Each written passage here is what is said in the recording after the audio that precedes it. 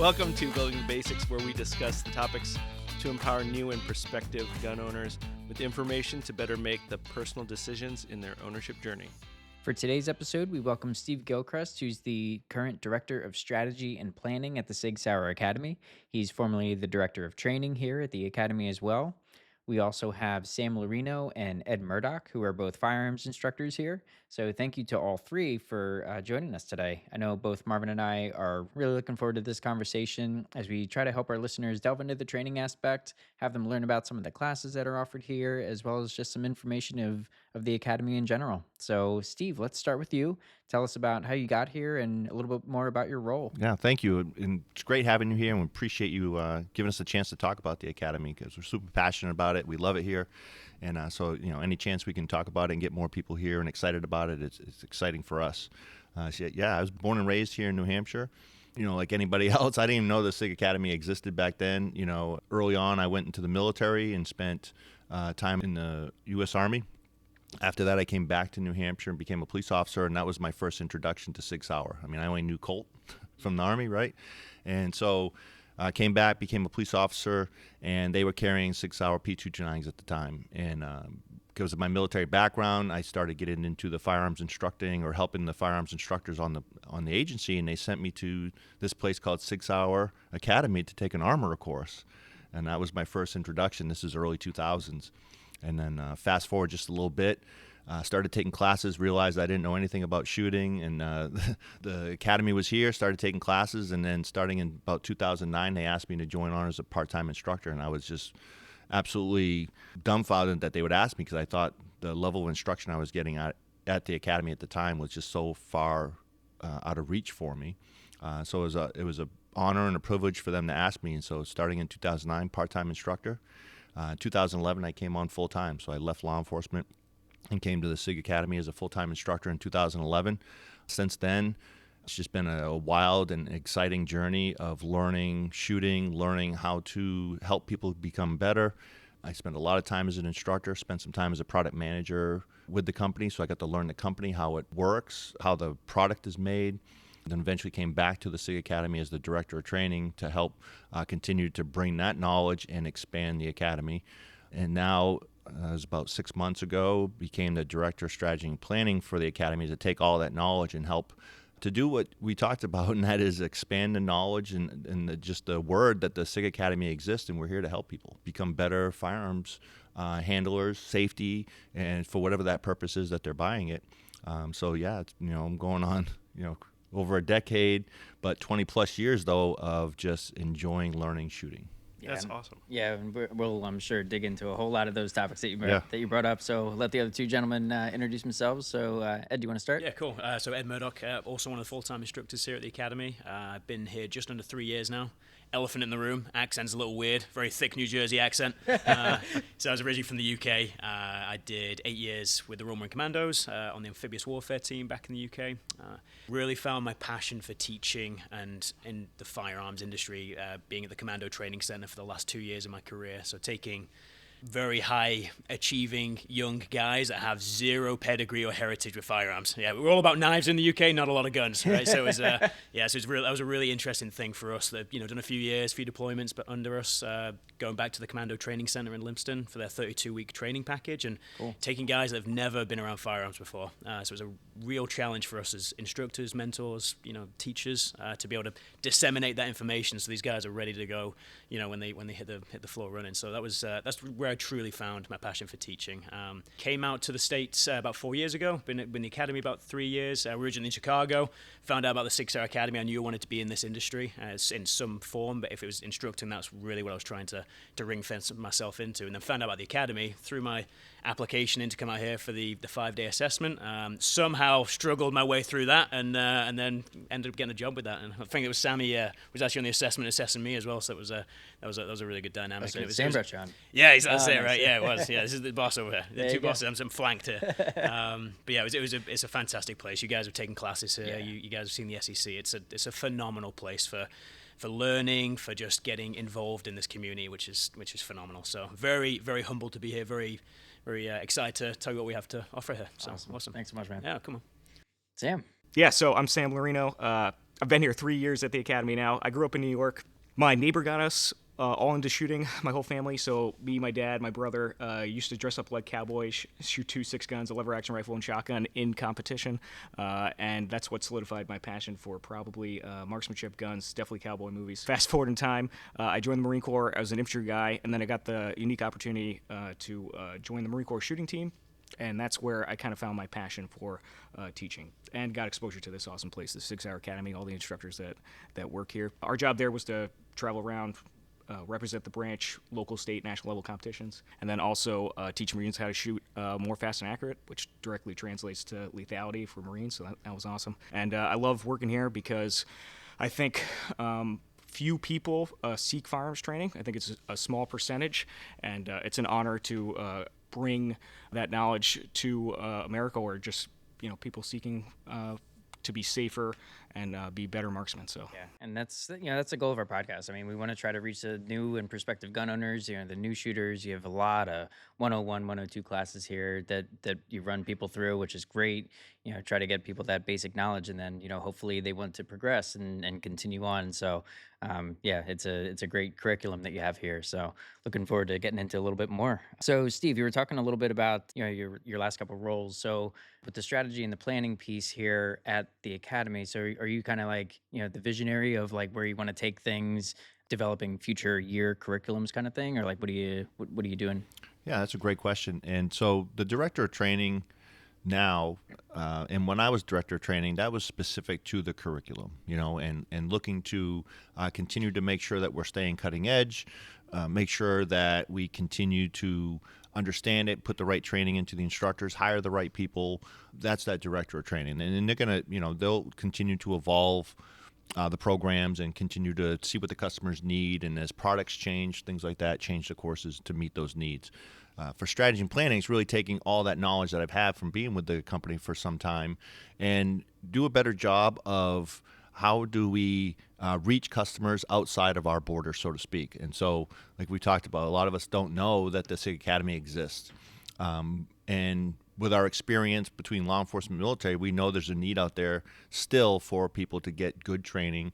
There's lots of avenues for people to get that training, but we would like to be a part of that, and spread the word. But we've always been very quiet professionals, so to speak. We only worried about kind of our niche here in New Hampshire, but we see that there's a need out there and we'd like to help folks. And so part of my job now is how do I help the company to expand? How do we help to bring, training not only to the United States, but globally, not only just to support the product that's sold globally, but also just to help people be better, safer with firearms, and spread the word about safety. Yeah, and I was going to ask this question later on, but this is a perfect segue. So one of our listeners brought this idea to us. He's like, I asked him, I was like, so, we're interviewing Sig tomorrow. Do you have any questions that you want me to ask him? And he's like, I'd love to know if they plan to have their instructors visit local ranges in other states to teach, so he's in Pennsylvania. And he wants to know, like, is there a process he could follow, to try to, like, request, at a certain range? Or, are there, kind of FAQs, like, of minimum class requirements to Sure. get people to that range? Absolutely. I know you do stuff in Florida, Absolutely. Montana, all over, but, like, what does that kind of translate to what you do? Yeah, there's several avenues. As of today, there's several avenues that we can take. So obviously, come to SIG Academy Sure, and experience what we can do here is it's going to be great. But we do have, we call it an outpost, and that's in Florida, down in the Daytona area, Volusia County. And so we partnered with a range down there that we use their facility, but we have full-time and part-time instructors down there. So it's the same curriculum, just in a different range. So there's that opportunity. The other opportunity is absolutely someone can host us. So if someone wants to host a class, they can reach out, call the Sig Sauer Academy. You'll most likely get Kathleen, who's She's been great. here for Oh my a gosh. few years. Yep. So you'll get Kathleen, and absolutely, there's a couple different options. You can just buy the class outright and put some students in there. You can do it where we help advertise it, and you get 2 free slots. So there's a couple different avenues there. We're happy to go to anywhere that someone needs the training. It just takes coordination, right? But we can bring training to you as well. part of my job is how do I make that more accessible? So maybe more outposts. How do we get more instructors across the country? So we're looking at different avenues to make it more accessible. The challenge is real estate. The challenge is, different ranges. So we're navigating that because we want to be good partners as well with people that already have ranges or instruction going on. We want to be. Sometimes it can be taken as we're coming in there. It's our product and it's our way of the highway, and we're not like that at all. We want to be good partners, and so some of that is just getting that message across too, is what my job is. Hey, I'm here to help. We're here to make everybody better. Doesn't matter what you carry, what you shoot, or what you like. That's from a training standpoint, we don't care. But yeah, just reach out to us, and we're happy to come down and bring training to you. Well, along that line, then there's a huge demand, it seems, for SIG training, and so I guess what is the plan to continue to expand? Because you're talking about outposts and bringing on more staff and what that might look like for at a 10,000 foot level for prospective students. Yeah, absolutely. So yeah, again, I'm about 6 months into this role, right? And so a lot of it is first just kind of what are the opportunities, understanding what the customers are looking for. So I'm definitely open to listening to folks. There's definitely lots of folks out there that would love to have our training there, but there's some coordination and things like that we're working through, and it's all good things. It's understanding what's the need, what are people looking for. So big picture, what I can tell you now from a high level is we're actively seeking ways to partner with folks, different ranges. We have programs for the ranges, RSO programs that we're working on, because now that we have our own range, we've learned some things that we can do to maybe help others out there as well, and we still continue to learn. So high level is the goal is to bring training to every state within the United States, but each state's a little bit different, right? And what they're looking for or how we can do that, and we understand that. I'll give you one. For instance, South Dakota is currently building a giant facility just outside of Sturgis. And so there's a new range. It's run by the state. So we're looking to partner with them. How can we make sure we bring training so now anyone in South Dakota in that area can get training? That's and so awesome. We're currently talking with them so that those are projects that are into place. So again, give me a little bit more time here and we'll get out there. But that's just one that's actively happening now. Where we'll start offering classes in South Dakota, for example. So we're looking at lots of places across the country. But again, today, if you called up and you wanted to host a class, the answer is most likely going to be yes. And so we're getting there. It's just going to take a minute. And again, we focused heavily on the experience here in New Hampshire, and now we're finally looking outside of our borders. That's awesome. That's cool. And I'm very excited to see what else you guys are doing in Colorado, because I know you guys have an outpost, I believe, in Colorado. So we Southern currently Colorado. offer classes in Colorado. We were calling it an outpost, but that's just that. What we're doing there is the same example we can do anywhere, and that's, if you want to host a class, whether it's one class or you're like, let's host 5, one a month over the next 5 months. I'm open to working with you and finding a way to do that. We have a lot of classes to offer between pistol, rifle, shotgun, precision scope rifle. So armor classes. So there's lots of opportunity there. And again, we just weren't in a position before. We just weren't looking. We just enjoyed what we were doing here. We had a lot of growth. We went from 9 instructors about, I don't know how long, 6 years ago when I came over as the director of training, to we had almost 40 full-timer that I had to grow. So I was focused You in. only had 9 instructors back then? Yeah. So You had how? Right. So to give you why it's taken us a minute, over the last, 5 to 6 years, expansion requires, I'm going to get a little technical here. Sure. It requires us to have standards of work, Yeah. policies, procedures written down so we can duplicate this in other places and be successful. So over the last few years, part of the growth was not only instructors and staffing and finding great talent that's out there, like the 2 gentlemen that introduced themselves, but also be able to duplicate this and make sure that the standard stays the same once we go outside our borders. And that's very important to us, that we provide the same level of training here and anywhere in the world. We want the best product out there. So it's taken us a minute. But again, my new position, that individual contributor kind of strategy and planning, is to start seeking this out. That's really impressive that you've been able to expand to where you have almost 5 times as many instructors, which to me, it just emphasizes the point of how the Academy and you desire to impart knowledge on folks, which is awesome. So turning it over to Sam and Ed. So talk to us a little bit about what truly makes a Sig Sauer Academy instructor. Like, what do you bring to the table? Yeah, so I think Steve hit on the head there. We're a very dynamic group of people. We've all got backgrounds. We've all either military, law enforcement, but being able to step outside of that, I think, is probably the most important thing that we can bring to the table, right? You see, we've all been on military ranges before. We know how it's not probably the most conducive learning environment, okay, taking a very complex skill and then applying that based on the information you're receiving. So we can be literally in a 101, a handgun 101 one day, teaching people that have never even seen a firearm outside of TV.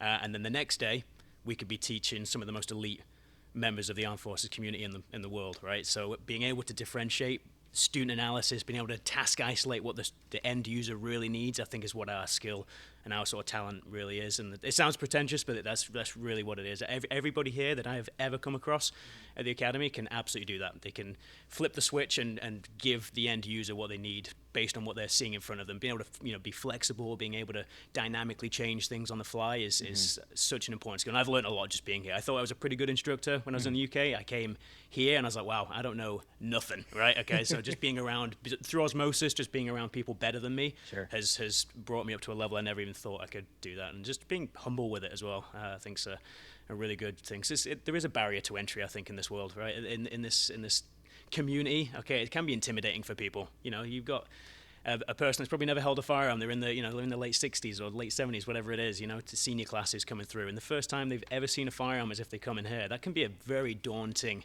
prospect for somebody. So to be able to welcome them in and truly have them leave something with something tangible, I think is a really honorable skill to be able to do that. So that's why I love this place. Being around people like these guys is awesome. We're sharpening each other as well, which is amazing. Yeah, I'll add something. I think it's the environment that we're all able to give to the class body when the students show up. Right. Number one is probably the safety aspect. So we want everyone to feel safe. We want it to be an approachable environment. And then number three is like we gotta have fun, right? Because we want people to come back, right? And I think before Ed had mentioned, we're not salespeople. We don't have to be, because our goal is to do such a good job that you want to just go buy a SIG because you saw how well you could possibly shoot the product. You know what I mean?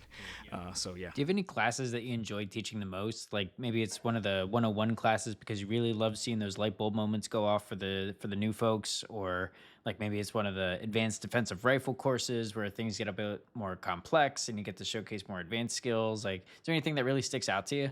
Honestly, yeah, it sounds lame, but I love the progression. I love that 100 series progression, especially when you start to see those repeat customers coming back. You get someone for a 101 and they're an absolute dumpster fire at the start of the day. The nerves are there, they're apprehensive, they're fearful, and then you get a couple hours with them, you start to break them down. Obviously, safety is the paramount, but we have fun with them. We and they truly leave with something tangible. And then you see them in the next class, in the 102, the 103, and the 104, if the stars align and you have them as the same instructor. And it's amazing. That's very rewarding for us. A lot of these guys, a lot of people turn up with defensively minded, so we're teaching them the hard skills so they can, better their own safety and the safety of their families, but also that core principle of knowing that gunmanship, that's fundamentals of that tool to open up the that defensive mindset so they can do the job they need to be able to do. I that's what I really love about it. And then the advanced stuff is cool. Working with outside agencies is amazing, but I think it's just a challenge. No day is the same. That's what I love about this place. It's not a 9 to 5. It's not just turning up. Okay, I'm doing this and that all day every day. It's the diversity of training that we do here is really rewarding for me as an instructor, I would say. That's cool. Yeah, I think I meant what I said in my intro. I think we do a super important job here because people don't need firearms training in order to purchase a gun in America, and it's awesome that we have that right. But I think providing that type of level of training is super important to me because, just like Ed said, we're making hopefully this place a little bit safer because we have more knowledgeable gun owners, and that's very important to me, right? And it's important that I do a good job in that handgun 101 class, right? And that's why it's my favorite, because I know if I do, we'll get repeat customers, right? And I get to see awesome people come back here and take training, right? And then I'd say probably my favorite advanced level class is reflexive shooting because I've learned the most from I say the most. I've learned the most from the other instructors here, right, and all the awesome people here. But that class specifically, I find I'm learning something new every single time I teach it, and it's pretty eye-opening. You shoot 1,200 rounds in 2 days with no sights on the gun, and you end up learning a lot about your personal technique and how well you can actually shoot a pistol. So. Pretty cool. Steve, did you have one favorite class? I'm thinking it's probably Steel Frenzy, but maybe not. But. Yeah. I mean, if I had a favorite class, then yeah, the ones that I created were me just taking lessons learned from all the classes and trying to find an opening of something that we weren't offering that I thought people should know. And in those classes, as you've taken it, right, the theme behind it was really understanding training. At the end of the day, the fun, the lesson behind it, the overarching reason for the classes were, hey, you've taken some classes. How do I get better? What is the methodology for me to understand so I can be better tomorrow than I was today, type thing? And that was my way to contribute from all the lessons I learned from the professionals that I was around. How did Max Michel get better? Asking the questions that early on in my career, I didn't know the right questions to ask him, how he got better. I was like, oh, you're just fast. How do you go fast, right? And so as I got better, as the people around me, I was able to learn from them, and I started to be like, okay, I get this now. Let me create a class where I can get this message out. I'm like, back to that, like you've heard, I wish I'd known this 20 years ago. I wish I'd known this. I wish someone had told me this. I was having those moments almost like a daily basis. And I'm like, let me put these classes together that can help people get that aha moment sooner. Why are they got to wait 20 years? Don't, I want them to get that today versus the difficulty I had getting it. It took me 20 years to figure this out. I want to give that to you today. I don't want you to have to wait 20 years. And so Steel Frenzy, Dynamic Performance Pistol, and Rifle, those are, I'd say, my favorite, but it's really because of the reason behind them. I knew I was connecting with folks and getting them to understand how to get better faster versus needing to take 20 years. You guys just gave us a ton of great information for our listeners. One of the things that's going through my mind is what, for the person who is thinking about seeking out training, probably never touched a gun before, never seen a gun before outside of TV, what are some of the things that you would recommend that they bring to a class, right? So if I'm taking a 101 class, complete newbie, mindset, approach, what are some of the tips that would help them get the most out of that training and be the most successful in hitting some of those standards that you guys have? I think these guys will probably give you some good information. I'm going to give you just kind of my thought process to everything that you just said. I think the first thing that I would tell someone who's new to doing this, don't wait. Don't be nervous about it. I know you're nervous about it, but we understand that. The first step, when you signed up for the class, that's going to be the most difficult thing right there. Once you sign up for the class, we will help you. We understand it, and they can give you a little bit more. You don't need to bring anything. The fact that you signed up for the class tells me that you want to learn. Your attitude is already where it needs to be. Your motivation, everything is there. It's just take that step. Don't wait. And as soon as you sign up, I guarantee, and I say that absolute heartfelt, I guarantee we will be able to help you, and we will make it enjoyable.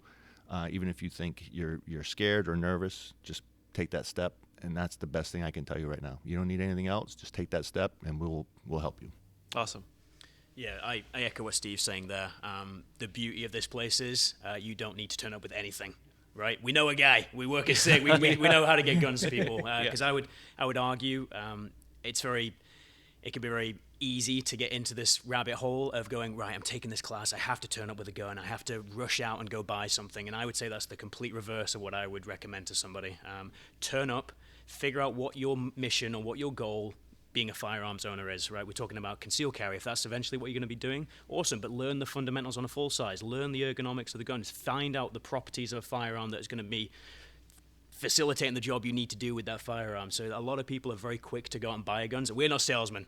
You can turn up with anything, and we will teach you to be better owners and better users of that tool. But I would say turn up with no expectations, and then we will guide you along your quest here. I'm sure we're going to go into our learning principles here in a little bit, and being objective based and performance based and things like that. We will show you a way, and it's your way to figure out, okay, is this going to work for me? Is this not going to work for me? Is this gun going to work for me? Is this gun not going to work for me? So try and avoid, I would say that to newer guys to this, don't buy anything. We've got everything here, eyes and ears. You don't need to turn up with a holster, you don't need to turn up with a gun. Even at the advanced classes, I get repeat customers turning up for advanced classes that don't turn up with anything.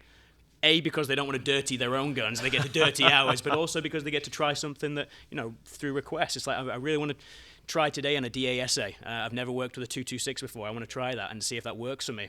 What better way to do that in the Coliseum that is a class? It's to truly, rather than going out and spending, whatever it is to go buy that, why not truly forge it in fire and see what it looks like for you on the day. So that would be my recommendations. Don't turn away anything. I think Steve hit the nail on the head. The biggest thing, the barrier to entry, is just accepting that I don't know as much as I could do. And I don't know what I don't know, and turning up and trusting us to guide you on that process to that learning experience, I think, is probably the biggest thing. And that's regardless of whether or not it's a handgun or rifle or a shotgun class or anything like that. It's, you can lend, for no cost. I mean, it's in the tuition, but no additional cost. I mean, for a handgun course or a rifle course, it's like you'll provide that regardless. You don't need to bring anything for any course. We Yeah. have it. Yep. And that's the great thing. The only thing, even in the first class, the 101, you don't even pay for ammo. It's part of the tuition.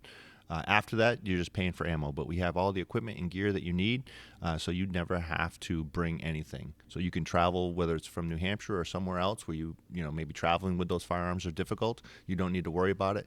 We have it for you here. And not having to clean your own guns, that's a real big plus. I mean, that's worth an additional fee, in my opinion. So I think you touched on it, Ed, with the principles. So that was a fantastic segue that you did for yourself. So why don't you go ahead and touch on that for us, for the listeners? Yeah, so it was a really cool experience to come here and see how the Academy does business. Probably going to get a little Anglo on you right now, but the principles that we abide by here was a brainchild of how we did business through the Ministry of Defense back in World War II. Okay. So taking guys that have never been around firearms before, a very complex task, no mechanical comprehension, and giving them enough to be lethal in Europe. So the SIG way principles of teaching, that adult learning theory, was segmented and born. The genesis of that was out of necessity, right? To prep guys to go to war. And we've taken elements of that at the Academy to disseminate information to the adult learner that's a driven learner that's chosen to be here, to make it relevant to them, and to give them information in a very short amount of time that could be fairly complex to them, and leave here with a tangible product at the end of the day. So it's very you've seen classes before, you've seen how we operate in things. It's a very objective way of doing things. We have to take our egos out of it. We have to take our opinions out of it. We recognize that every learner is different, and giving them the tools to truly see what is working for them. So objectively, they're accomplishing the task. If they get if they take a different route to get there, then that's their journey, and that's the way they're figuring out to do things, through them, which is an amazing way to do it. I loved seeing that. That's what really attracted me to this place when I came to the assessment. I didn't expect anything. Came here for 5 days. I just had a great time. I was away out the in-laws house in Chicago. So I'm 5 days in New Hampshire. This is amazing. Okay. And if I took nothing away, it was seeing how these guys do business. Like this is truly an establishment that takes teaching, coaching, and mentoring to the next level. So it was an extension of what I knew in the UK, but that extra level, and truly finding a robust way of doing things that truly works, and you get to see it. You've been in class, right? Yeah. So I'm sure your skill sets have gone through the roof, right? Just for being here. It's and the interesting piece is, like, each instructor has their own bit of flavor to it. Like, yeah, you got the same principles. You come out like you have the same groundwork. The base, right? But each instructor has their own little flavor that they add to it. I mean, Steve, you got your own Cav, Dylan, you two. It's like that little bit of extra that each person has. That's what makes me want to come back, because I'm like, oh, I wonder what this instructor is going to do, or this instructor is going to do. It's like you get to learn, just how different people, teach similar things. Because there's a syllabus and a curriculum. We're teaching to a syllabus and a curriculum, but I will argue you could come and take a Rifle 104 today with Ed and Sam, and then you could take Rifle 104 tomorrow and receive a different product. Yes, the syllabus and the curriculum is there, and the objectives that we need to meet are there, but the journey we present that information is truly our strength here at the Academy, I think, because we're from such diverse, if people can understand what I'm saying, if that's Sammy a first seriously, step. yeah, that's but it's just a different journey. We're not all cut from the same the same mold. So it's that's what I love here, and I'm learning something new every time I teach with Sam. Every time I teach with Steve, I'm picking some. I'll give them credit once, and then it's mine after that, and then I'm stealing it. So that's what I love about this play, because we're still learning. Yep. We're still learning as the instructors. We don't know it all. If you meet an instructor that says they know it all, about turn and run the other way, because you're going to reach the plateau of what they can really offer you, I would say. Sam, anything to add? I think our process, and I think they teach this in the Royal Marine Commandos, which is why probably Ed got the job. But the explain, demonstrate, imitate, and practice phases of what we do here, I think, is what really sets it apart. And what I was so impressed with when I first had SIG Academy instructors come down to Quantico, where I was stationed at the time, I had never had an instructor demo exactly what he wanted me to do, and then showed me multiple ways to do it. It was always, hey, this is in the military anyway. This is why you're going to do it, because I said so, right? Based off of this experience. But they never actually demonstrated what they wanted, So I was super impressed by that, right? And then I got additional time to practice what they were saying, right? I got additional time to ask questions, and they genuinely seemed like they had the passion to give me all that knowledge, right? And I think that's what sets us apart here. That's why I wanted to work here, because of the vast knowledge and experience that everyone has.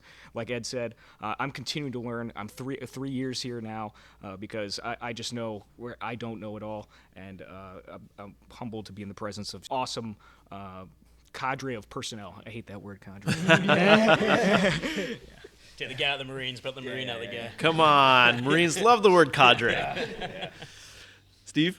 Yeah, so obviously me being here for a long time, and like I told you, putting this down on paper so we could be repeatable, right, and not lose our standards. So my journey on this was to learn it and then put this into a format that, as you heard from these two, they follow a theory or principles of the SIG Academy, but they bring their expertise, their knowledge and experience to the lesson plans, which makes it so much more exciting and memorable. And again, you could take the same class and have two different instructors.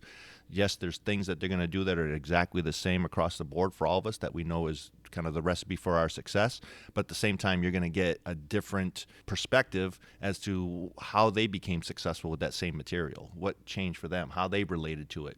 And so that just helps open up the door to learning, right? You're hearing different ways. And then you're able to understand that it's not one way. Which way works best for me? And that's what we try to do.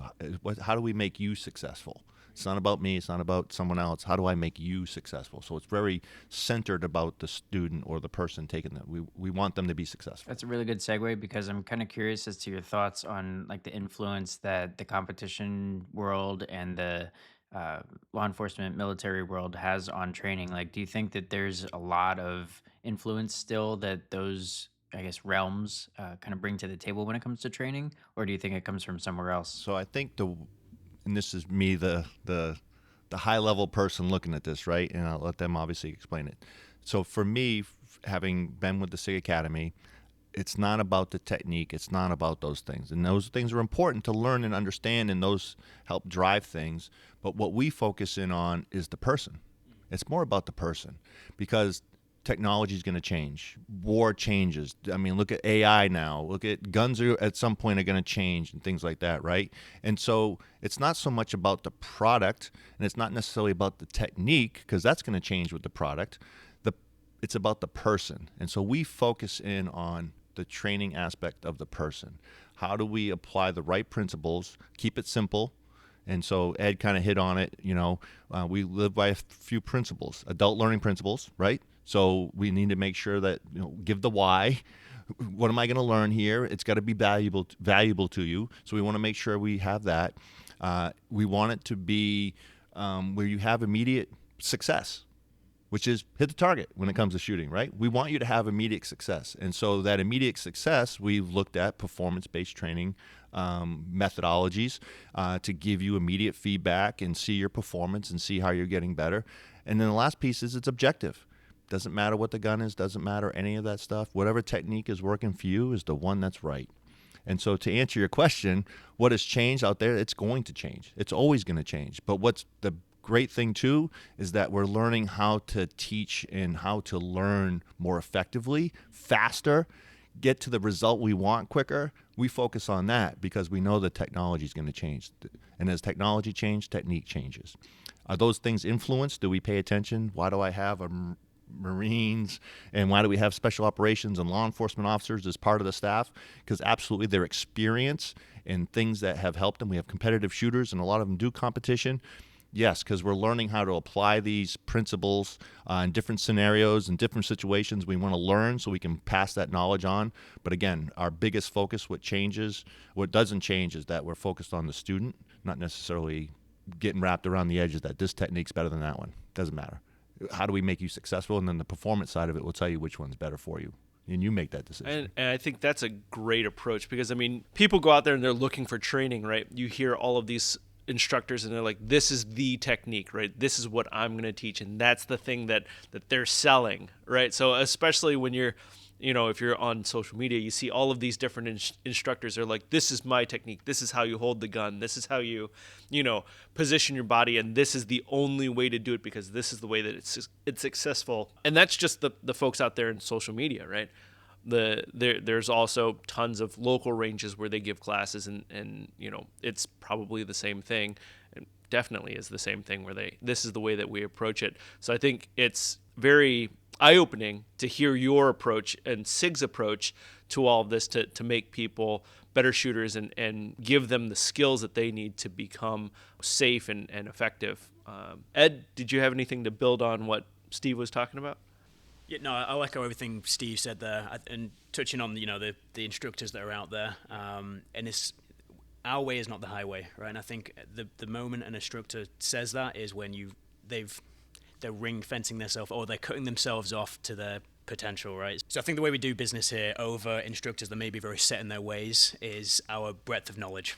Okay, so if we have a student that physically cannot conduct a certain technique, right? Or if they have a vision issue, if they have a physical ailment that is physically stopping them from conducting a certain technique, our breadth of knowledge is going to give you some way to objectively complete that task. And I think that's the way we do things here. We need to, right? Everyone's a paying customer. You can have a class of 10 students coming in, okay? Every single person is paying the exact same amount as everybody else. And that's a big challenge for us as two instructors controlling a line of 10 to make sure everybody there feels accounted and is leaving with something tangible, right? So the objective-based training that Steve talked to is the way we do things, right? This is the objective. This is the goal I would like you to achieve. We're going to show you lots of ways to do things, and you're going to make the informed decision based on your performance of which one is best for you. And I think that's the way it should be done as an instructor, as a teacher, as a mentor, all of the above. That's the way anybody should be disseminating information to true, because once the student grasps that concept and makes it their own, that's the strongest link to learning you could possibly have. Rather than just being dictated something, if they form that idea for themselves and they can recognize and be shown what success looks like and what to look for in success, that's how they learn. That's where you start to see someone understanding to truly grasping a concept, I think. Yeah, and I'll just kind of echo what Steve and Ed have said. I think, what is the objective? That's the most important thing. So I'll give you one of our objectives in Handgun 101 is for you to be safe, right? So that foundation of safety is super, super important, right? That we need to have in 101 in order for you to pick up a gun, right? So there's a lot of dry fire, dry manipulation before we even have the student shoot, right? Because we might have first-time person in there that's handling a firearm for the first time. Fast forward in time, let's say you take some more classes, right? You go to Steel Frenzy. Steel Frenzy is a super fun class. We're going to shoot like 800 to 1,000 rounds on steel plates, right? And it might seem like, hey, that's classes. We're just trying to make you shoot plate racks fast. Really, it's a class about how to isolate the subtasks, right? Of how I actually make this task happen. This overall task of shooting a plate rack as fast as I can shoot it, right? So I think that's what we're really good here at is defining the objective for the student and then isolating those specific things. And then once we've done that, we could walk around and give students those specific pointers on, hey, maybe try this technique because it might work for you, right? I just like to kind of add a little bit more to it. I think this is important on this subject here is Sig Academy has been around since about the 1990s, right? So 30 years of us learning, shooting, and talking about these things that we say. Is this the best technique? Is that? And learning, the focus is really on the individual. And like you said, you have a lot of new shooters that are asking these questions. Well, the 5 people in here are all very different size, different hand sizes, things like that, different experiences and backgrounds. one technique might not be the right one for all 5 of us here, and we've learned that. And over those 30 years, also think about the conflicts that has happened, and we've learned from people who are not the same physically when they come back from war, for example. We've had amputees that come in and they want to learn to shoot again. Their technique is going to be completely different than mine, right? And so we've understood that look, it's not about the technique, it's about how do I make you successful. And so that question of like which technique's better out there, we don't have one. It's really like, let's find the one that works for you. What's important for us is to stay humble and stay very hungry for knowledge and to go out and seek all those trainings. So we enjoy going to those classes and learning how other people are doing things, so that way when we come back and someone is struggling, we might use that same technique that we learned from someone else to make them successful. So we kind of float in the middle, so to speak, of like, let's find what works for you. But again, it's about the person. So, and again, if you're new to shooting, you may never have touched a gun before. And so as you get more advanced, your technique will change as your skill sets develop as well. So we can't say that this technique today is the best one for you, because it might not be tomorrow. I can tell you my technique has changed over the years, not only just from my knowledge and my skill sets, but as I get older, things have changed and things like that, right? My vision, all those things. So to say one technique's better than another, we just don't buy into it. We're going to make you successful today with what you have, and get you there.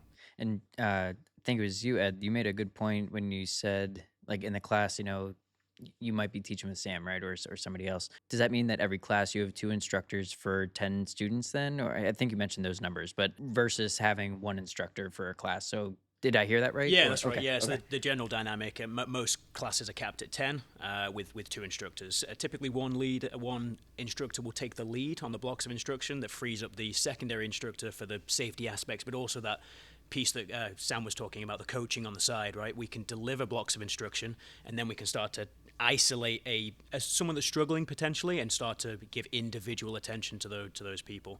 But if it's something that everybody is starting to struggle with, or if we see a point for everybody there, we address it right there.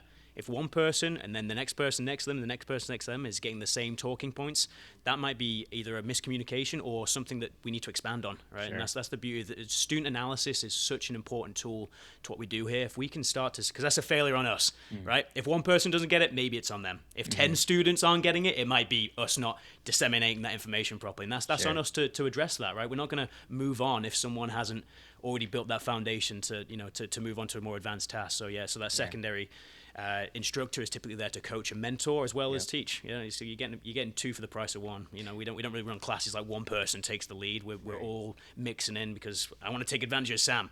Yeah. Sam can shoot 1 billion times better than I can, so I'm learning from him as well. So yeah. But it's you mentioned that, and I'm thinking back to some of the classes I've taken, and there have been occasions when when that survey comes out, what could we improve upon? I can tell you for certain, I've written, I wish that I had some like one-on-one instruction so that I could help figure out what I'm doing wrong, or something to that effect. And I'm wondering, those comments, whether it's from me, whether it's from somebody else, in the class, maybe you got a lot of similar comments.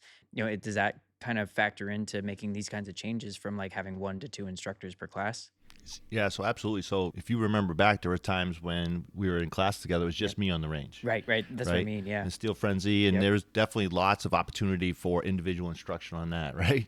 Lots to learn there. And I think, again, if you probably started to see a trend where there was started to be a second instructor in the class and things like that, right? So definitely me as the director of training, I created that survey, the most recent one that's out, and I read every single line of those. We averaged probably about 250 write-in comments a month when I was reading them. Whoa. So I'd read through 250 comments, and absolutely, I can tell you, I read them, and I did what I could to make changes necessary based upon those comments.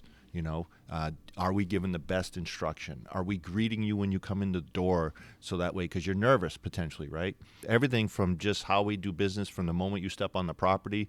Did we do a good after action review? Did we get the information from you? Did you get the survey? So it absolutely does have an impact on us.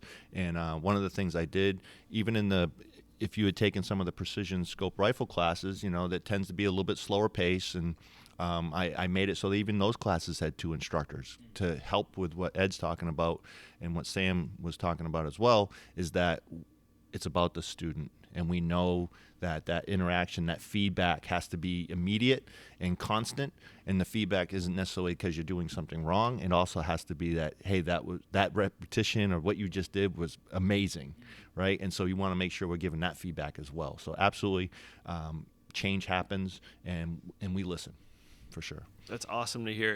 And I think that's probably one of the things that a lot of people would be curious about. Hey, when I provide comments, does anybody actually read and care what I wrote? And so that's really awesome that 250 comments. I can't imagine how long it took for you to read all those.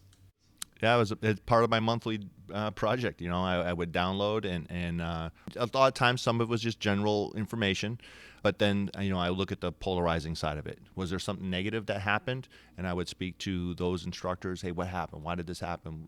Is there something we could do better? And then the ones that were really good, I would also send out little letters of achievement or success and things like that, or send those comments to them so that the instructors got those comments as well. So it didn't just stop at me. I would send that out so everybody got the feedback, so that knowledge transfer was happening. So we could see it. Absolutely. Awesome. That's cool. So obviously Jim shoots competitive events, and he shot a lot of them here at Sig Academy. I've shot one myself prior to moving away from New Hampshire. It was a fantastic experience. So can you tell us a little bit more about the driving factors of really expanding this? I'd lived here previously, wasn't really aware of it, and then all of a sudden, out of nowhere, it just seemed like, hey, we're doing a lot of events at Sig Academy. And I'm like, man, I really wish you guys did it earlier. Yeah, no doubt. So what I can tell you is, and I can show you some pictures after, Sam, that you were talking about. So competition has been part of Sig Academy from the beginning. Oh, okay. And so we've held matches in the past, and not to the level we are today, but we definitely were doing it. And instructors were encouraged to go seek competition. At the time, IDPA and USPSA were the primary ones. So we would go out and get that knowledge. I mean, we hired Max Michel, the SIG as a whole did.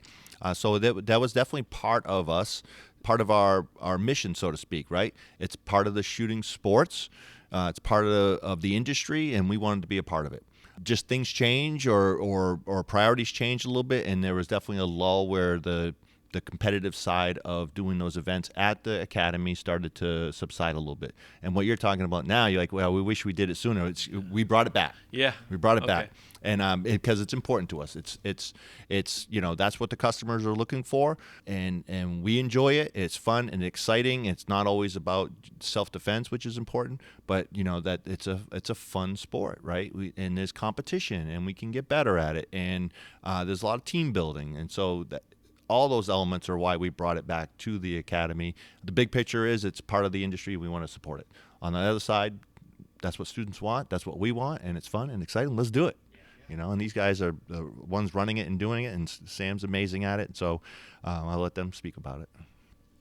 Yeah, obviously, like coming from a competitive background as a kid and then getting to do it in the military, I'm pretty passionate about it. I think I've learned so many lessons from competing. I think the first match I ever shot in on the Marine Corps shooting team, I was still on the tryout team at the time, and I shot a 3-gun match out in New Mexico, and a 14-year-old girl beat me, right? And I thought I was this big, badass Marine, right, that could beat everybody, and I noticed I just had a ton of stuff to learn. So to speak a little bit more about it, it's, when you go to a competitive event, you said it was your first one, right?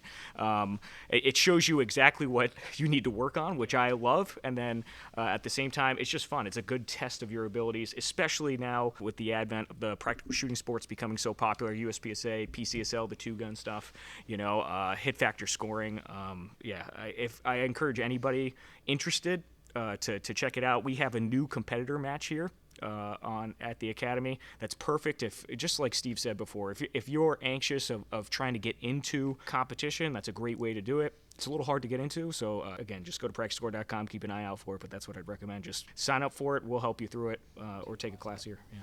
All right. Thanks for that, Sam. Just to close this one out, how is that, or has that increase in terms of competitive events influenced how you all are building curriculum and what potential new offerings might be coming? Yeah, absolutely. So I can I'll talk a little bit about it. So if we look at it this way, we have two main categories of customers and how we kind of categorize them. So we have armed professionals, and that's someone who, in the duties of their profession, have to carry a firearm. So law enforcement, military, security guards, things like that. And then we have the responsible citizens. So that's people that want to legally carry a firearm in defense of themselves or their family, right? So with those two groups, competitive shooting, you might not be either one of those, right? You just might be, I enjoy this as a hobby, as a sport. And so we want to offer that to folks, right? Now, competitive shooting for some people also enhances their skills in both those other areas too. But again, sometimes people are just defensive shooters, as they call themselves. I'm a law enforcement, I just want to learn how to do this for defense. Others are, look, I'm just someone, I carry a gun every day. I'm not responsible citizen. And I don't need to take those other classes. I'm happy with these classes, and that's fine too. And so, and others are just, I'm a competitive shooter. So the great thing about coming to the SIG Academy is you can be one of those three categories or all, right?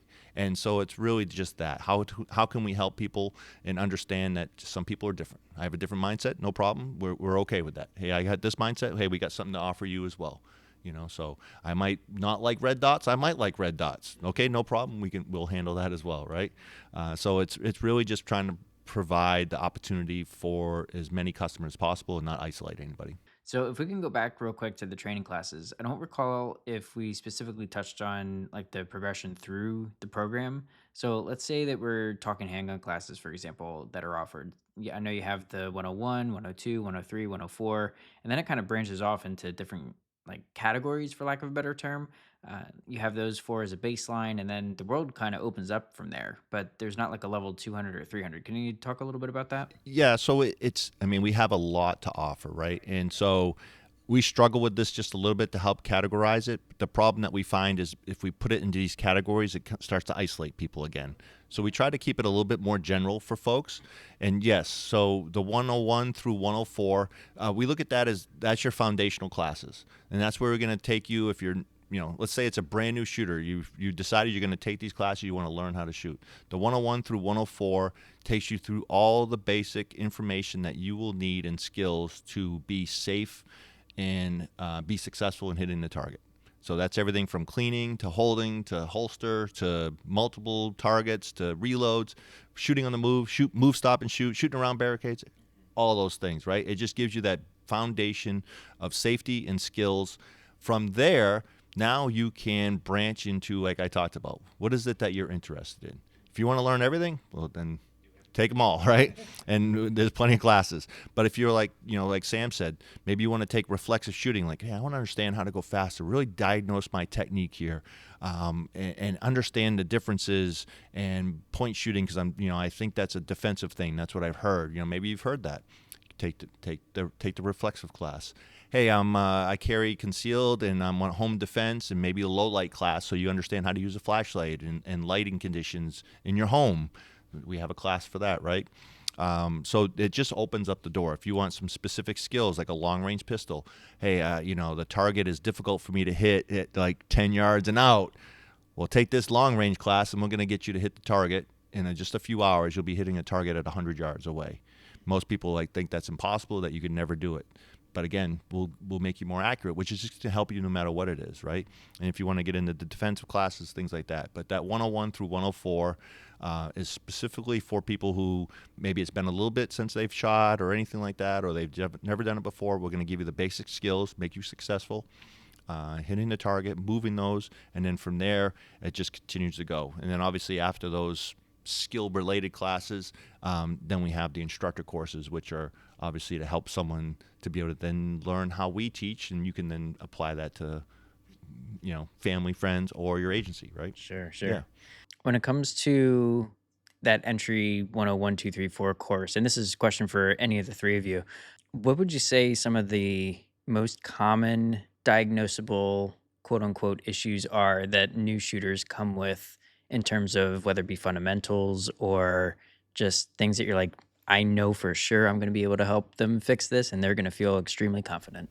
Yeah, I think I could speak on this a little bit. I think it's helping the student understand what they should be focusing on during a certain task, right? And like, for example, maybe you're just not looking where you want the bullets to go. That's a great example for the aspiring red dot shooter or somebody that's new coming from iron sights or something like that. You're not using the fundamental vision, if you will, appropriately, right? So I think we're all very good at diagnosing not only the target, right, because you could learn something from the target, but what is the shooter actually doing when they're holding the gun and they intend to press the trigger, right? So yeah, I would agree with that. Exactly what Sammy's saying there. Give the student what the measure of success is. Yeah. Okay, because the red dot is, we've talked to the red dot a lot. Obviously, it's not the future, it's now, right? Not just for proficiency with the firearm, but also as a diagnostic tool, exactly like Sam's saying there. If you give the student what is objectively successful for them, what they're seeing in their dot to gauge how they're interfacing with the gun, gauge how they're interfacing with the ground, how am I reducing time off target, what technique, what grip is working for me to be more successful, again, like we talked about before, they're building their own neuro pathways without realizing it, right? It's one thing to be told something, it's one thing something to understand the whys, and they can implement that into their training and learn faster. You, as a student, you're going to learn faster if you perceive that learning point coming internally. You know what I mean? You can be shown the way, but a student has to go and discovery learn. You know, so we'd say that a lot. Yeah, go do some discovery learning. Okay, you can only really do that when you truly are starting to master a certain skill. Once you know what the subtle nuances of a different change in technique and how that relates to performance. That's truly when someone's starting to get closer to understanding their trade or understanding a certain skill, is once they know what subtle changes are increasing performance, I would say. Yeah, so 100%. Yeah, and just come in with open mind for students. That's an advanced technique, don't get me wrong. You might not be starting to come into that in the 100 series, but post 100 series, 101 to 104, after, and you start to get into performance shooting and truly trying to extract as much performance out of the gun as possible post those fundamental classes, that's when you're learning, goes through the roof. Because it's very easy to plateau. After fundamental classes, you go, okay, I've learned everything that Sig can teach me. No, that's the start of your journey. Barely started. Yeah, you've built the foundation now. You're safe, you're competent in the skills we're asking you to do, but your true learning starts to come from within after that, and we show you the way. And instructor classes are fantastic for that as well. I love the instructor classes because we're there when the light bulb moments really happen for me. Because I don't know if you guys are the same. Like, if I can explain a subject, that shows a deeper understanding. Understanding something by being told something's powerful, but being able to explain it to somebody is truly testing your understanding of that certain skill. That's just the way I feel. So I just had that conversation at work not too long ago, because kind of learning a topic, it's like once you're put into the position where you have to explain it, whether or not you want to or you're kind of told you have to, if you can explain it, then you know it at that point. Yeah, right. So Awesome. Yeah, that's a good point. Classic military technique where you make the new guy teach the class, and there it is. They're forced to learn and never want to do it ever again. Yeah. Classic. Did you have anything to add, Steve? Yeah, I mean, well, you guys are hitting on like the taxonomy of learning and all that stuff, yeah. right? And like that's what I kind of do, like understand the science behind it and kind of improve on it, right? And then when you come to the class, what happens is you have fun in an exciting class and learn. And my job behind the scenes is to give them that framework. And so you don't see the framework, you just are part of the product, right? But I would say coming into it, the thing that we do, and we enjoy this, and it's fun and exciting too, is people come with a lot of preconceived ideas of what shooting is or what the gun's going to do, or you've heard these things, you've watched videos and stuff like that, and we know that, right? And so to Ed's point, come in with an open mind, but ask those questions. Hey, I heard this, I heard that. I enjoy it. I call it myth busting. I was like, all right, let's break that myth. You have to do this. Back to the absolutes. You must do this. I said, okay, and we'll find ways to show like that's not true. And it starts to have that, as Ed said, that light bulb moment happen. Like, oh, I thought this is how you had to do it for these reasons. And we show like, look, that's not true, and here's why. And that's the other big thing. We'll give you the why. So that way it's not just, look, that's a silly idea that you have. Hey, let's talk about that. Where did that come from? This is why it's not true, and here's how we can overcome that stuff. So, yeah. And everybody, the bang, the push of the gun, things like that. What we do, our experience was, like for myself especially, if I did something wrong, I was told what I did wrong. You're doing this wrong. Don't do that anymore. Just negative information. So by doing the myth busting and then showing you the why and then showing you the technique how to be successful, it's not that you're doing anything wrong. You're learning. So let's understand why that's happening. Let's understand how we can fix that for you, or give you a different way of looking at it or focus point, so you're thinking about the right thing. And so it's really just helping to change that mindset and leave here knowledgeable, as Ed said. Now you understand the why, and now success is going to come faster and be successful. Yeah. As our listeners start to come and take the entry level courses, they get into some of the specialty stuff, hopefully. You mentioned that there can be a distinction between the armed professional classes, responsible citizen classes, right? So, or civilian, whatever. So, can you just touch on okay, here's the things that we allow citizens to take, and then we kind of just differentiate between, civilians versus armed professionals? Yeah, so we definitely separate some of the classes because they're specific to law enforcement. And I'm going to really oversimplify this probably a little bit. Yeah. And that is law enforcement, military, their job and their mindset when it comes to an armed confrontation is different than someone who is not carrying that gun for a living, right? The simple point is they're going to run to the sound of the gun. And, someone, if I'm defending my family, I'm going to do everything I can to get them out of harm's way. Sure. So there's some little differences there that are applicable to each one of them and not necessarily the other. And it's not to isolate or to discriminate by any means. It's just there are differences in that mindset.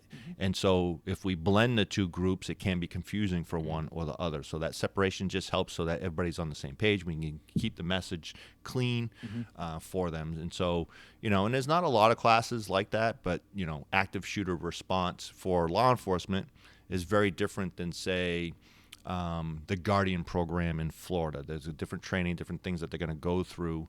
And again, there's a lot of similarities when it comes to just hit the target, but maybe the mindset behind it is a little bit different, or the laws that we have to teach them. Law enforcement, use of force in law enforcement is different than use of force in civilian, right? And so that we just by separate that, we can keep it clean. So that's really the basis behind it. Yeah, that makes sense. Yeah.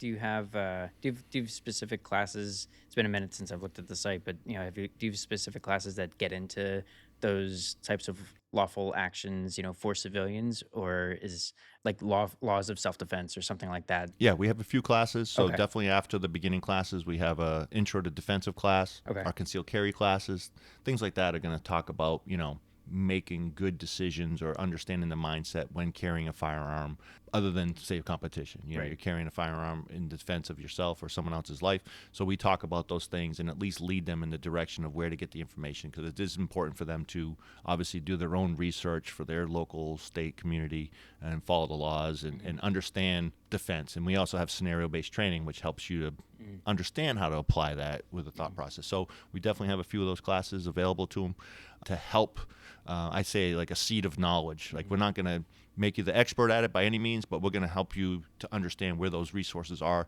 so you can make educated decisions as to how to carry as a responsible citizen, for sure. And we've said that a couple times on different episodes. It's like, we're not here to be law experts. We, seek out your own laws, kind of like what you're saying, seek out your laws that are in your locality, state, because they differ and they can change, and they do change. Like, for example, the constitutional carry, that number has gone up, significantly over the last several years. And it's, I think we're at 30 out of the 50 or around there now for constitutional carry, right? So, be aware, to our listeners, be aware of, what the laws are and in numerous aspects of your local and state laws.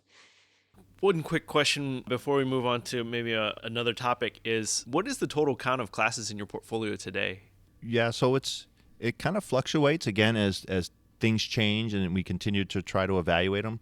I could tell you right now, Sam and Ed and the team are doing a complete overhaul of the courses, which is part of what we do, over the years, just continue to look at them. What can we change? So at one point, now I'm aging myself, this is early 2000s, we had 133 classes, I believe, at the time. Wow. Holy cow. Yep. And so amazing classes, right? And it was kind of the foundation for us. But as part of what we continuously do is evaluate. And so we realize, maybe some of these are too similar. Maybe there's too much bleed over. Like, we want them to be a continuous process of learning, but maybe it was just too much. And so we ended up cutting it down back then to about 100. I think today we're somewhere in the 89 to 90 courses available. But that's like probably the 4 and 8 hour classes, but Okay. it definitely fluctuates based upon demand, things like that. But we're around the 80 plus mark at this point. And the reason it's reduced is some of those have turned into just private offerings as well. So if you want a Gotcha. one-on-one private class, things like that. So it's not necessarily called a class like in the traditional sense, but it's just offerings that we have. So there are different offerings, but yeah, definitely nearly 100 classes. Still. Definitely something for everybody then. Yeah. Yeah. And then again, you look at the variety, it's pistol, rifle, shotgun, precision scope rifle. Then you have all the skill builders for each one of those, Okay. right? The different Yeah. techniques. Yeah. But then you also have armor classes. So as SIG's portfolio of equipment expands, armor classes expand, you know? So some of the classic line back in the day of the 229, 226 ones aren't as popular anymore, but you look at 365, 320 class, things like that. Those are, now expanding. And now we have shotgun partnership with Mossberg, so shotgun classes, right? So again, that's why I say it fluctuates, and we constantly evaluate those things. And so, about 100, but now you can understand why there's so many. Yeah, I remember seeing in the SEC one time. Oh gosh, it was within the last year. I don't remember which time it was, but coming in and I saw the Mossberg on the wall. I was like, wait, when did they start selling shotguns? How about that? I didn't know that. So yeah, that explains it then. So one quick question for me personally. So I am I'm a Legion owner. So my first Sig product was a Legion 229. Just for those who may be considering a Legion product from Sig, can you run high-level overview about what Camp Legion and what some of the Legion offerings might be for those owners? Yeah, that's a great question. So maybe a benefit or a curse of having someone who's been here for a minute is I know where it came from. Okay. So early on, this is early 2000s, the Sig Academy instructors, we modified them.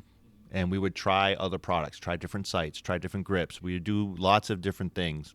And at the time, a gentleman named Jeff Creamer was here.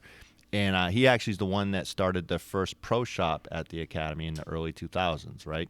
And so part of it was he looked at our guns and he's like, man, that's what and so customers would come and they'd like, hey, I want what the instructor's shooting, right? Oh, your gun's awesome. I love that gun. Look at those sights. Where'd you get that?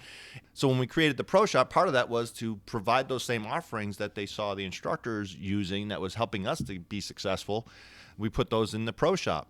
Well, then he had the idea of like, well, customers want to customize their gun instead of buying all of these accessories and trying to put on. I think, as a gun company, we could probably make that for them, right? And so, and at the time, the primary customers were defense customers, law enforcement, military type people. So the Legion series was born out of a desire to provide the best kind of accessories on a firearm in a defensive gun that we could to the customer. And so they didn't have to go buy 10 different accessories. They could buy it on the gun. And so make it different, make it exciting. And so the Legion series started with the metal framed guns, as a defensive gun, providing the top of the line grips and sights and finishes and controls and things like that. And look, because it was kind of the product we were creating on our own, but he was able to offer it commercially, right? Fast forward. The guns obviously are some of the top of the line guns for SIG. It created also the Legion members. So if you buy this gun, you become a Legion member. So you become part of a team, a group, a clique, whatever you want to call it. But now you're part of that, and now there's lots of watches and other products, Knives, hats. yeah, that's knives, true. hats, right? Yeah, and yeah, it's all knives. part of this idea of bringing the top of the line product to the customer for sure. And then we came up with the Camp Legions Yes. that you're asking about. And Camp Legion is, if you're a Legion member, you're able to be part of one of these Camp Legions. And what that does is it allows you to come to SIG and see behind the curtain, so to speak. So you get a tour of the factory. You got to speak to Mr. Cohen directly in person. And then you came out to the Academy, and we put together a round robin of training, of special training just specific to Camp Legion folks.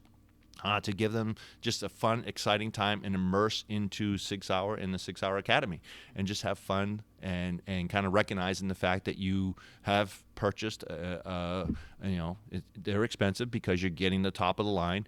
And how do we appreciate that the customer and give them the best thing we possibly can, and that's the training over a 3-day period of just fun and excitement. So it's sleepaway camp for gun owners. Absolutely. Them, their family members, and they would come, and we're running 3-4 of them a year, and it's cool. and it's fun for us too, because it's people who love the product and they understand the training, and it's just an enjoyable time for everybody. I think it's still one of the best triggers out of any of the firearms that I own is on that 229, that Gray Guns trigger that's in there. Phenomenal single action. Yeah, so even you have the Gray Guns trigger, but that was one of the early on parts of the classic line, was this action enhancement package that they did that helped to just give you the top of the line accessories and opportunities to make the gun the best that we possibly could for you, and that was part of Legion. Yeah. Yep. That's cool. Yeah, it's funny when you mentioned, I want, when the instructor has, it's like, I want to be like Mike. I want to be like Steve. Yeah. Right? You didn't see that we were over there hacksaw and doing all kinds of stuff to the guns, but and it was a great opportunity for us. We just had an atmosphere where we could basically R&D as end users guns to come up with like, hey, how do I make this better? And the great thing is Sig was very open to listening to us and getting our feedback, Mr. Cohen, and getting our feedback is like, hey, we think this would make the product better. And he listened, just like I told you about our surveys. Mr. Cohen would come out, he'd listen, and Legion is part of that, listening to what the customers wanted. That's cool. And I've taken several classes with Cav, and he is definitely a customizer of his firearms. Yeah, we all are, for sure. So that's a great segue into, I guess, the last section that we want to talk about. So it's something a little bit more personal to you guys, talk about customizing firearms. For you, what do you like to carry, right? And then for anybody that's coming to you, say friends, family, hey, I want to buy a gun.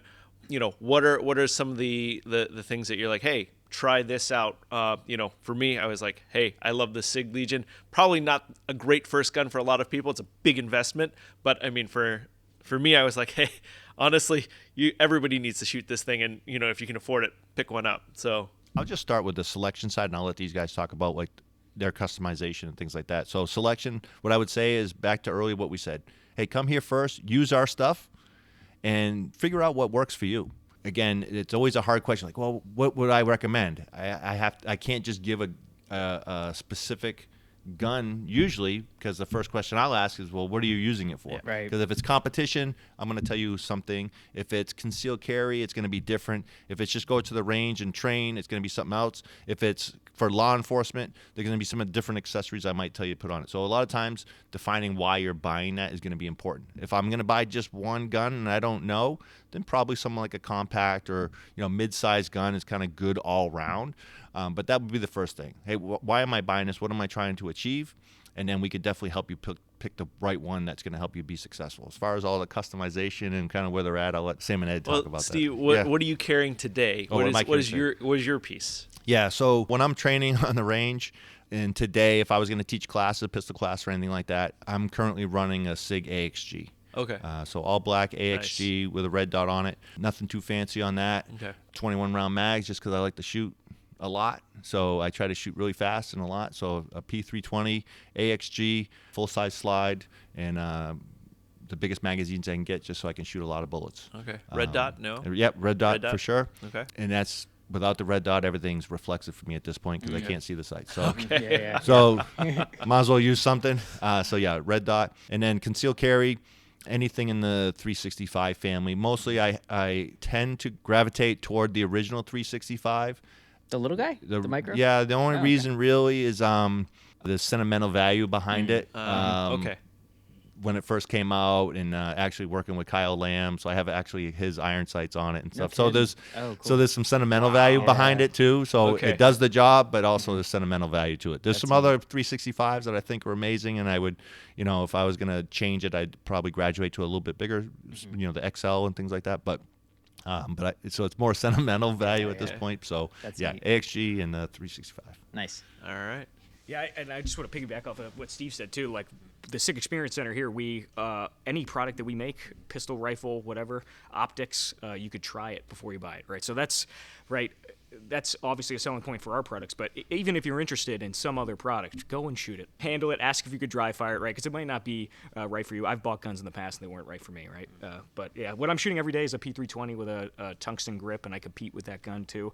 It's got like a hollowed out magazine well, because I can't have a mag well in the division I shoot and stuff. Romeo 1 Pro on top, no iron sights.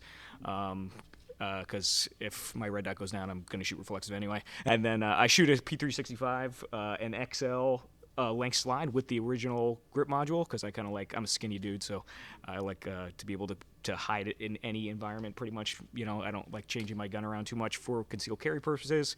And then for competitive stuff, though, and I'll just segue into Ed's company that he started. I run an Icarus macro grip for the EDC competitions that we run here with one of Ed's grip jobs. So, Grip jobs by Ed. Grip jobs by Ed.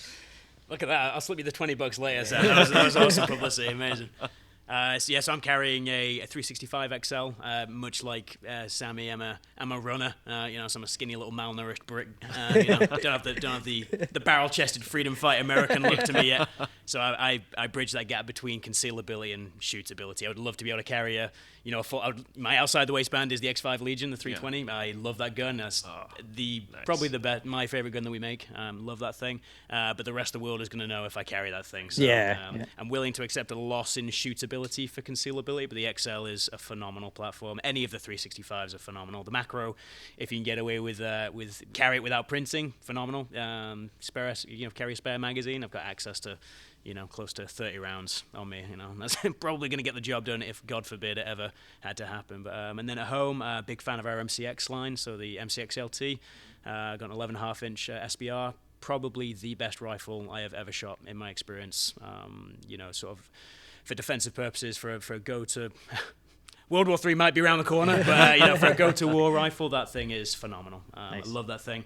Yeah, I'm not really going to plug the cardbite again, but yeah, if you need any grips, come see me. Yeah, it was a fun say. I didn't. If nobody else was going to say it, I was going to say it because Ed, you did the carbited on my grip module, and it is awesome. I'm looking forward to taking it out this season for the USPSA monthly stuff that you guys run here, and put it through the ringer. So I'm really excited. It's been great in the dry fire, and so yeah, what is it? Carbited grips?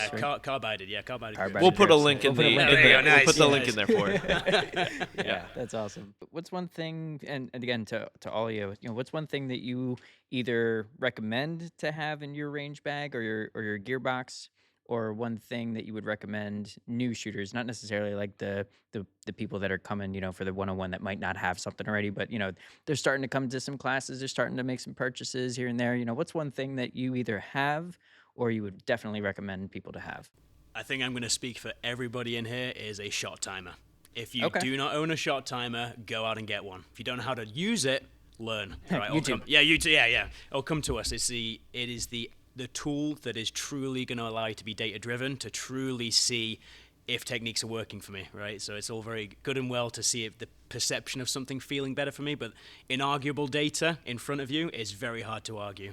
Is there a make and model that you guys like or prefer over another? So we use packed timers, PACT, but there are lots of you guys may be able to speak to any, but it could be anything really. It's anything that's audibly picking up your string of fire, so you can go along the string of fire and task isolate what needs to be task isolated. We all want to train the things we're good at, but if I'm seeing deficiencies in my training that day and the data is proving that, guess what I should be working on? Yeah, we hate support hand shooting. Yeah, we hate distance with pistol, but if that's the thing that I'm seeing deficiencies in, that's the stuff I need to be training. That pack timer it's more than just a historical event of what's just happened. You can extract so much performance and deliberate training out of those things than any other tool. I'm sure I speak for Sammy and Steve there. I'm not sure if they've got anything to offer there or add there. Yeah, I think Ed hit the nail on the head. You need some way to measure your performance. So I think maybe this doesn't go in your range bag, and I got this from Steve. You have to go to the range with a plan.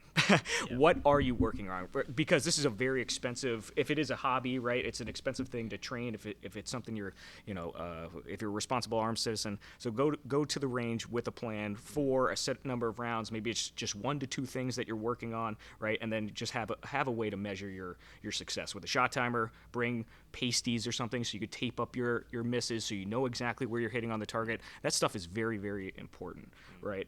And then once it becomes too easy for you, again, I got this from Steve, do it further away. Make the standard harder for yourself, right? If something's too easy, then you're probably not learning a whole lot, right? I learn the most out of my training when I fail, right? And I think that's most people, and it's a hard pill to swallow sometimes, but it's very, very important to fail fast, and then kind of ask yourself, what did you see? What did you feel? What did I do, and what can I change, right, on the next repetition that I'm trying to perform? Yeah, that's a hard one, right, in the sense of, like, keeping it, if you'd asked me this 20 years ago what to put in the range bag, I would be more specific. This gun, this holster, and I'd be all about the gear, right? And now there's just so many good opportunities out there, or it's good equipment out there, good companies making great products, right? And back to what's in your range bag, because what are you doing? Like, what's your mission, right? And so have stuff that supports that. But, I think this would lead, and maybe I'm going to jump ahead onto one of your questions here is, what's the biggest thing I've learned? It's really, when you say in the range bag, to me, it's like, what's the biggest lesson I learned to make sure I have with me when I go to the range? And I appreciate the kind words from these two, but the biggest lesson is what I put in the range bag, so to speak, and that's how to train. I want to get better. I did this because I wanted to be good at this for whatever that reason is. And what we never focused in on in the past was just the knowledge of how to train, how to get better. And so seek that out. And they gave you a couple options. Have a plan when you go there. Shoot the fun stuff, but also work on the stuff that you're not so good at. And the timer makes it non-arguable. And that's back to objective, right? That I did it or didn't do it. So hold yourself accountable on the target and use the timer to measure your performance. And that way you can have fun by seeing your success happen. So that was the biggest lesson. How do I actually get better? And it's not just go shoot without a plan and just waste my money by making a lot of noise on the range, which can be fun. But if I truly want to get better, have a plan. So when you have a newer shooter that might be going through the 101 and 102 classes, in those classes, do you provide them, like, at the end of the day, end of the session kind of thing? Do you give them like a cheat sheet of, here's the things that we worked on today kind of thing? Or if you're going to the range, in 3 weeks, you might not remember exactly what you were working on, but it's like, oh shoot, there's a drill that I couldn't do correctly, and I can't remember what it was, just to kind of help them, with that training going forward. Yeah, we struggle with that one just a little bit. And what's the right thing to give to each of the students, right? Because everybody learns a little bit different things like that. So all those classes have a student handout that we do give, and that's just kind of a quick reminder of what we learned in the class. We tell people to take notes, but a lot of times they're a little bit, it's new information, so it's a little difficult to take notes and retain the new information. What I would say is, the instructors will always give you their name and email and things like that. We want people to be successful, so definitely reach out. We're always looking for ways to connect to the students post-class as well, because that's part of adult learning, right? Follow-up.